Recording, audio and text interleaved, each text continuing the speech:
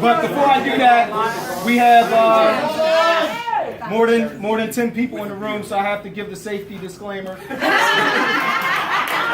Where's Bob Blackbird? Forget about We have exits Forget about to this side of the room. Jump out the window. Anybody that knows how to use a defibrillator? No. Can I use it first? Yeah. Use it on Kev.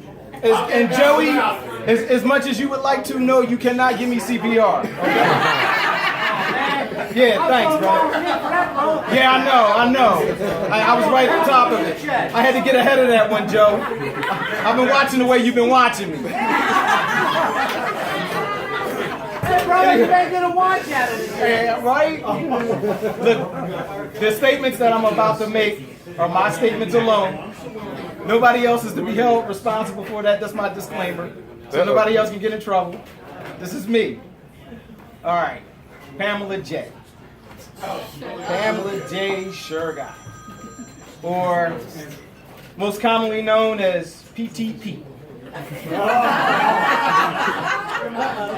If you don't know who PTP or what PTP is, Part-time Pam. that's part-time Pam. And the reason why that's part-time Pam, because my buddy here never saw a vacation, personal or sick day that she didn't exhaust. And even your time, she would exhaust. And not literally, like she couldn't take your vacation day or personal day if she, believe me, she knew all the rules. If there was a way, Pam would find it. Take your day. She took it in the way of time. So if you had time right before your lunch period, don't go see her. That's an hour. That's gone. You see how she just read that resolution that she just, you see how long that took? She would do that to me every day around 5. I stayed missing the train. PTP. She would use sick without pay, sick with pay, bereavement, FMLA, military time. She wasn't even ready. God damn it. Can we get that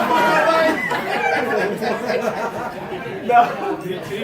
Oh, man. Oh, that was my buddy. That's my buddy here. She, I first started talking to Pam over the phone. I believe she was a resource controller then. I didn't know her like most people, except that you talk to them on the phone first before you actually meet them. So for years, I talked to her on the phone about P-card stuff. And I thought she was Puerto Rican because her last name was Torres. And every time I talked to her, I'm like, this doesn't sound like a Puerto Rican lady, but I guess that's what it is.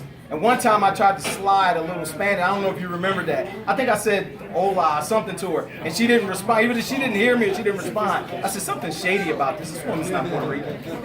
And she called me a couple years later and said, I want to change my name.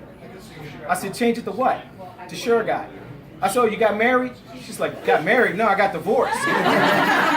Oh, shit. I said, so, wait a minute, are you white?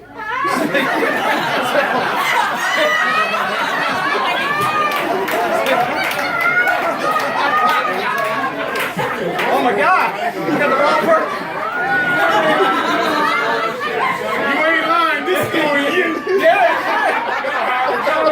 So, This is on you.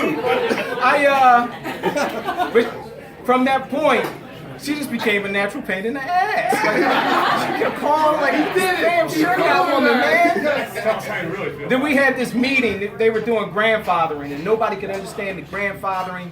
And this woman stood up, and she just kept talking. I'm like, who the hell is that? It's like, who the hell is that? That's Pam. Wait a minute, Pam? Pam? Oh, God. I hope she never works on this floor. Little did I know, right? Little did I know. I hope she never works on this floor. And you know how when you hear that doom, doom, doom, doom, doom, doom, it's like the Jeopardy theme song. Every time this woman talked, that's what I heard.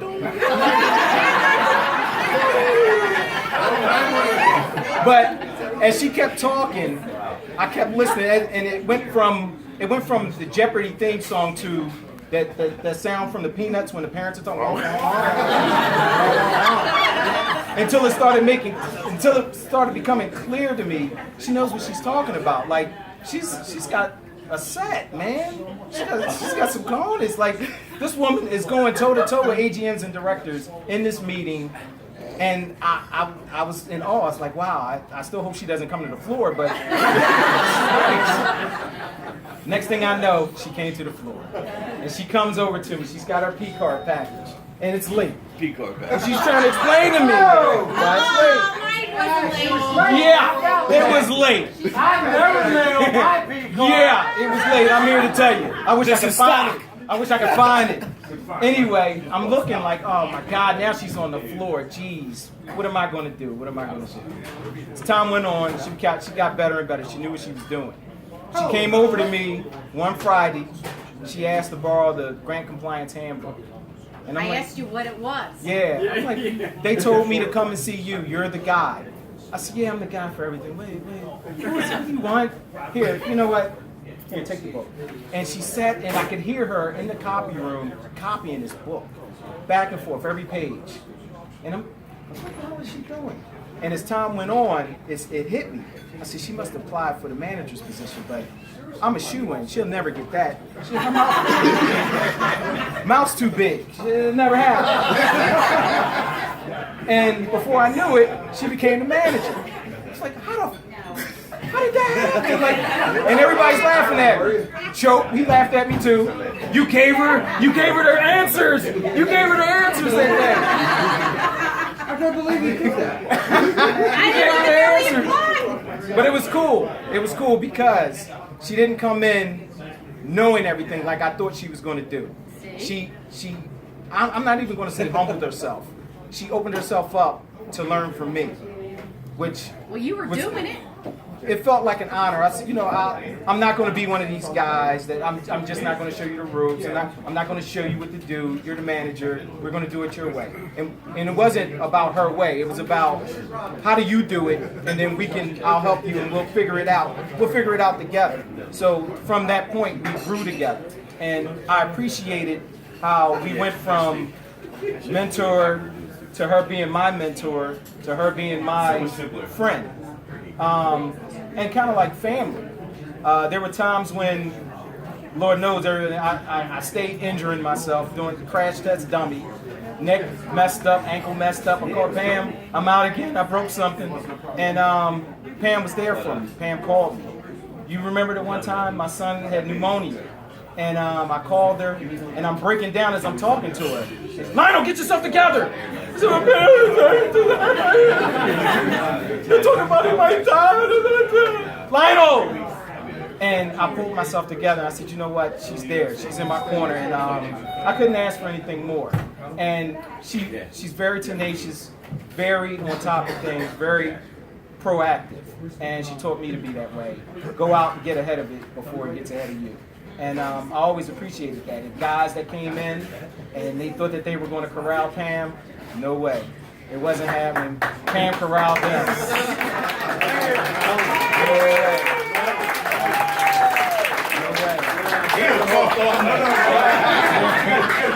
He said it was him. She's in my corner, I'm in her corner.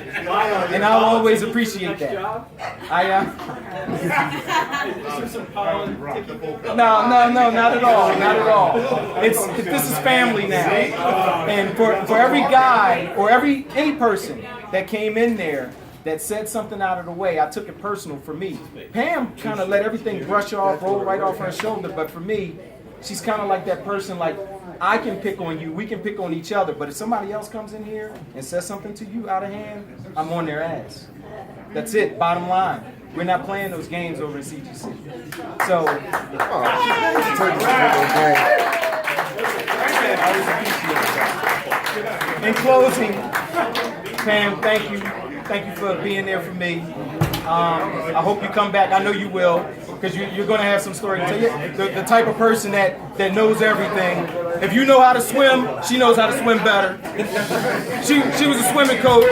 If you got something wrong with your kidney, she had 2 of them removed, and she's still living.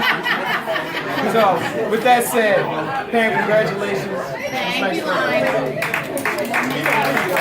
Line.